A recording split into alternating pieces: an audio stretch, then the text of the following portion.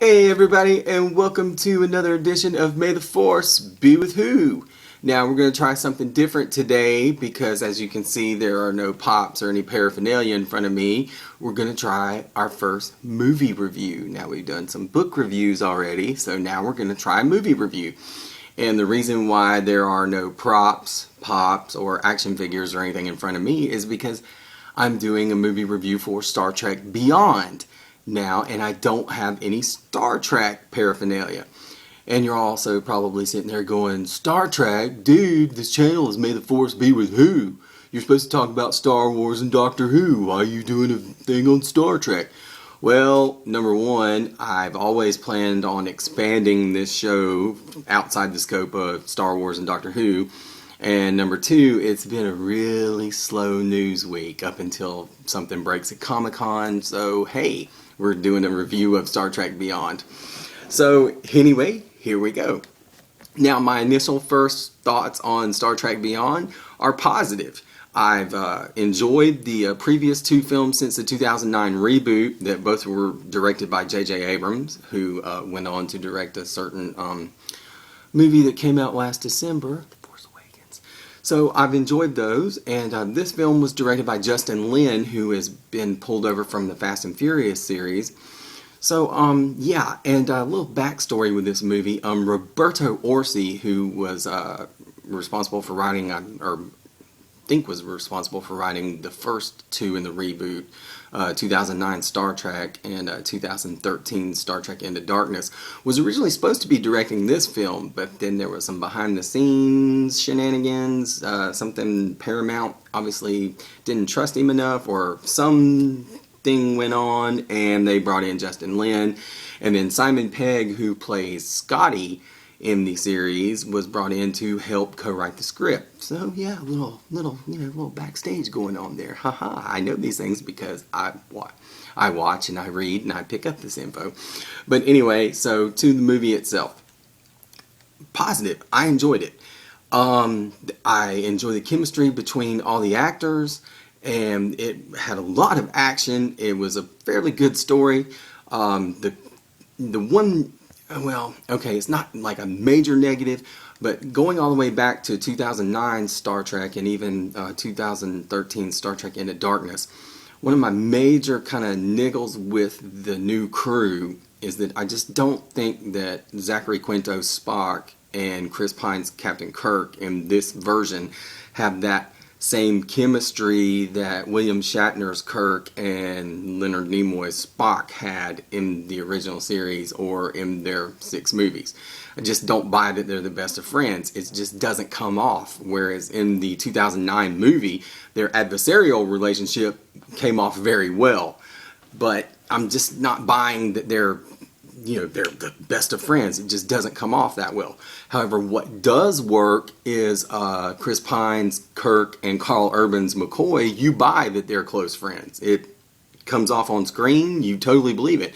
As well as Quinto's Spock and Carl Urban's McCoy. They're begrudging, kind of antagonistic, like bitching like a married couple relationship. That comes off on screen very well, which I'll get to in a second.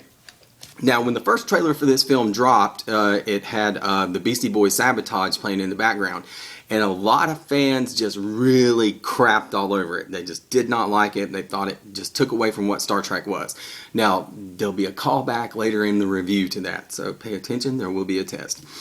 Now, the basic plot of the film is involving that the Enterprise gets lured into a trap by a mysterious alien named Krall. And Krall basically lays waste to the Enterprise with his swarm. Now, we never really are given an idea of what species Krall is, and that's another kind of, not a negative, but it was a question I had throughout the entire film. It's like, what race is this dude, and what race is the rest of his people? It's like they never say it. He's not a Klingon, he's not a Romulan. It's like, well, what is he? And they never call him anything. But they refer to his ships and everything when you see him in the trailer as the Swarm, which, okay, I get that. And there's a call to it later in the film towards the climax, which, okay, the Swarm, it works. Now, basically, so the Enterprise is laid waste to, and everybody abandoned ship because there's an artifact on the Enterprise that Krall desperately wants and desperately needs. And Idris Elba as the bad guy is very serviceable, but there's just not you don't know why he's doing all this, and it really never explains why he's doing all this until the very end of the movie, which when you get the explanation, it works. It's just that it took so damn long, and his screen time is kind of short that you're kind of like, okay, give us a little more, give us a little more, give us a little more.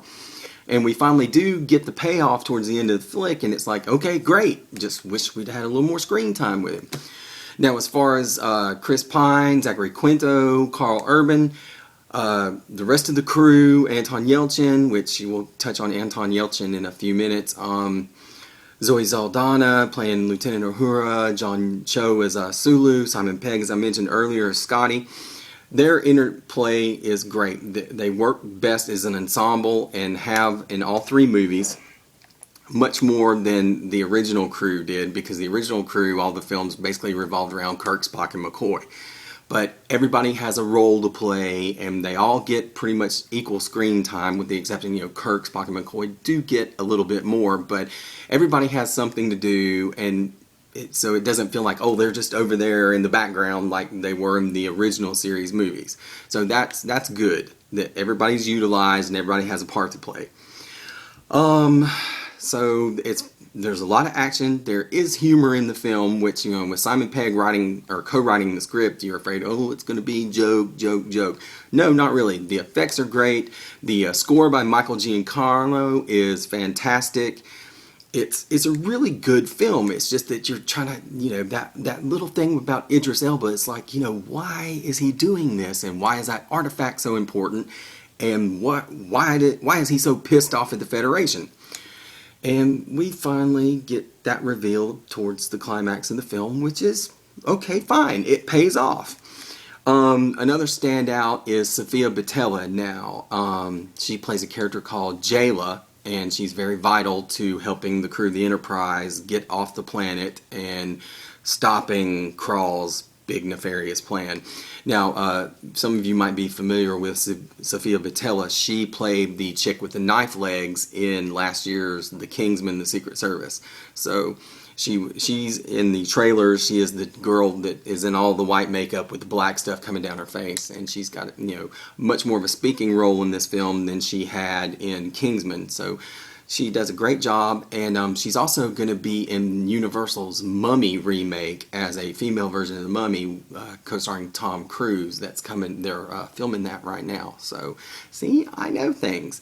But anyway, it was a good movie. It was a very good movie. Like I said, the only kind of niggles I had with the movie were that the waiting so long to finally figure out what was going on with Idris Elba's character and why he was doing everything, and just the whole, I just don't get that Kirk and Spock in this version are as tight as the Kirk and Spock were when it was William Shatner and Leonard Nimoy.